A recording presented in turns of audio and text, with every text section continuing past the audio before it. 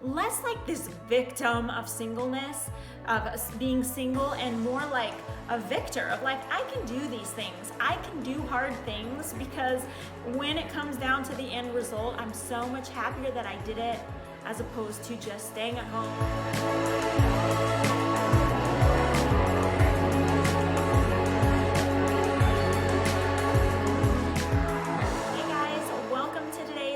As we continue our conversation on singleness. I am loving this topic. Let me know if you guys are enjoying it by giving this video a thumbs up. Today we're going to talk about how to thrive as a single person. 3 keys, 3 ways that you can have a little bit more of a spring in your step as a single person. These are things I've implemented in my own life and have really helped me. So before we get into the video, if you're new here and you're one of my new subscribers, by the way, I made it to 300 subscribers. Thank you guys so much. It's exciting to hit little goals like that. But if you're new here, my name is Molly, and I share my story, my journey of divorce, and what God has done in my life through that. And ultimately, my main goal here is to encourage others to reject the cultural norms of today and find fulfillment in Jesus. So if you're wondering what I'm all about and that's something that you can get on board with, I'd love to have you stick around here. All right, let's get into this video. So my tip number 1 to thrive as a single person is don't use your singleness as an excuse to stay at home and not go do things and feel sorry for yourself. Yes, I'm talking to you, because I bet many of you all that are single have done that before, where you wanted to go to an event, but you thought, man, I'm gonna be the only person there single, or what if I don't know anybody? What if I feel awkward or uncomfortable? And so you stuck at home. But instead of having a great, wonderful evening at home, you felt sorry for yourself. And I have for sure done that. I'm preaching to the choir here. I remember though, the first time I went to a wedding by myself, I had been separated maybe 6 months. I don't know if it was that long, maybe about 6 months or a year.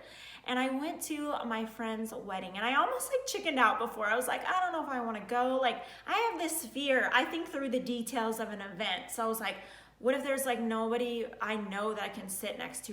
What if it's just awkward, and you feel like everyone's gonna stare at you if you come into an event by yourself. But I sucked it up. I went, I'd already bought a dress to wear for it and was excited to wear that. I went to this wedding, and to be honest, yeah, there were times where I felt a little bit, I don't know, I'm not out of place, but a little bit nervous being there by myself. But overall, I was so glad I went. Afterwards, I was so glad I went. I created a special memory. I was there to support my friend getting married. I did see people that I knew there and were able to talk to those people. So that's what I want to encourage you to do, because when we stay at home, when we choose to stay at home and make our singleness as an excuse, we kind of get stuck in this rut and this feeling sorry for ourselves and not moving forward with our lives, because we're using our relationship status to prevent us from having a good time, from being involved in things. So don't do that. Don't do that. And especially when it comes to church functions. I've had conversations with friends about going to Sunday school class or something. And a lot of times there's this fear of, I don't want to walk into that by myself, when a lot of the other people there are married, right? Because in church settings, a lot of people are married. And so there's this tendency to just stay at home. And I would just really commend you, challenge you to push yourself and get out there, because you will be so much more happy. You will feel less like this victim of singleness, of being single, and more like a victor of I can do these things. I can do hard things, because when it comes down to the end result, I'm so much happier that I did it as opposed to just staying at home and feeling sorry for myself and eating chips and watching Netflix. So that's my tip number 1. My tip number 2, and this is something that excites me because it's something I wish I had learned earlier in life, and that is to make goals for your life. Challenges, things that you are working towards, things that you're passionate about, that you're investing time in. I share this with my friends that are not single but are married and that are moms that, need something to work towards in their lives to be excited about. So for me, that big goal that I've been working towards the last number of years as a single person has been my YouTube channel. But before that, I started with a blog. And I started my blog because I saw one of my friends do it and I thought, hey, I could do that. And it gave me something to do at night on those lonely nights when I put my kids to bed and I was all by myself. And now I'm filming this YouTube video while my kids are gone at their dad's overnight. And so it just gives me something I can kind of put on the calendar that I know I'm going to do when I have a moment to myself. And I get really excited about that. It's something that I can look forward to, and it's something I'm passionate about. So find something that you're passionate about that you want to work towards. Maybe that's an exercise goal. That's been something else I've been working towards. Maybe it's you're really into art and you want to start an Etsy shop. Just invest a little bit of time here and there when you have a free moment. I think what is detrimental to many single people is getting into this rut of just going to work and coming home. Or if you're a single mom or a single dad, going to work, parenting, and just doing the household stuff and not having something else that you're excited about that you can work towards. And what is even more cool and awesome if you can find that passion that also aligns with something that you're doing that's furthering God's kingdom.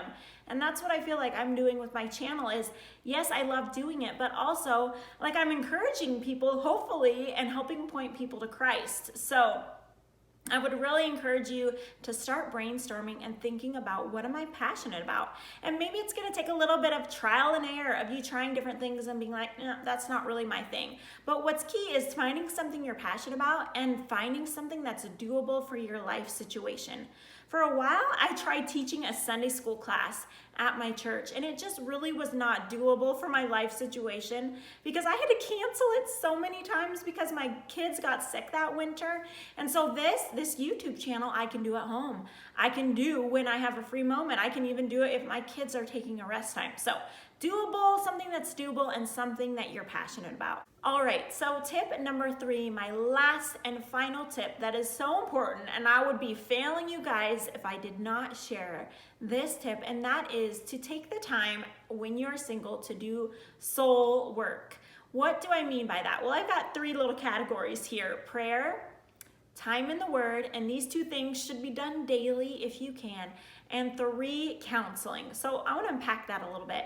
In one of my last videos, I shared with you guys that I made this goal to pray 15 minutes a day because I didn't really have a very good routine with that. And it has been incredible, just even I think I've only done this like maybe 3 weeks now, 2 weeks now, to see God. It's been incredible to see God break down some lies that I had that have been from like years ago, and God revealing more of his truth to me.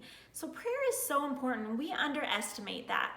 Being in the Word daily is so important too, so that you can know God's truth, and God's truth is revealed in his Word. And that 3rd category is counseling. And maybe you haven't gone through divorce like I have, but maybe you have a rough family history.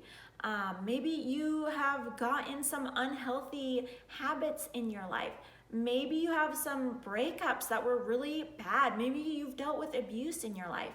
This is a wonderful time to work through those issues, to find better coping techniques, to talk through your past and the hurt in your past, and to find some new healthy habits and thought processes to implement in your life. I've shared this with other single friends. I've encouraged them to go to counseling. We often neglect this time of singleness to work on ourselves. Like, why wouldn't we want to work on ourselves? Why wouldn't we want to grow closer to the Lord? Why wouldn't we want to be like, all right, I'm going to get on this thing and I'm going to invest in my relationship with the Lord and invest in letting him renew my mind, because then I'm going to set myself up for success in the future if I meet someone to, number one, meet the right person, because I'm going to have healthier habits and thought processes, and also be a healthy person for that relationship.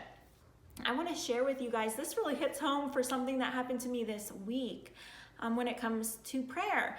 So this last week, I sometimes I get in these little dark, feel sorry for myself, I guess, where I just am overcome by just a lie, where I'm feeling heavy about being single, and there's just this thought in my mind, and the lie that I was dealing with was feeling unlovable, feeling like, those thoughts of like, yeah, why would someone want to be with me? Kind of these unlovable thoughts. And I know it sounds silly as I'm sharing it with you, but I could not sleep that night, and I woke up at 2:30 a.m.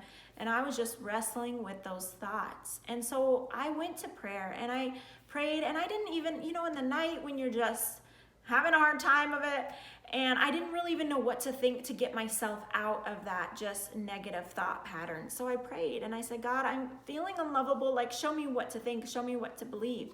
And it was so cool because as the night went on, I felt like God showing me, revealing to me his truth, because I cried out to him and I prayed to him, and he showed me that, Molly, you are worthy of love and you are lovable because I loved you, and I am the ultimate authority, Molly. So if I have loved you, Molly, then you are lovable and you are worthy of love. And it was so cool to see God just like me in this like empty moment of just like, I don't even know what to think, fill my mind with truth. Try to get in a healthy routine of regular time in the Word and prayer, and maybe consider investing in some counseling.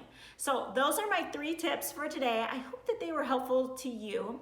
If you are single, let me know some tips you have implemented in your life to thrive more with where you're at. Or if you're not single, share in the comments. Why am I doing this? Share in the comments below for other singles that may read those comments, how you learned to thrive with where you're at, or maybe things you wish you would have done when you were single. I'd love to hear that as well for my own benefit. All right, you guys, thanks for watching. I will see you next Monday in my next video. Okay, bye.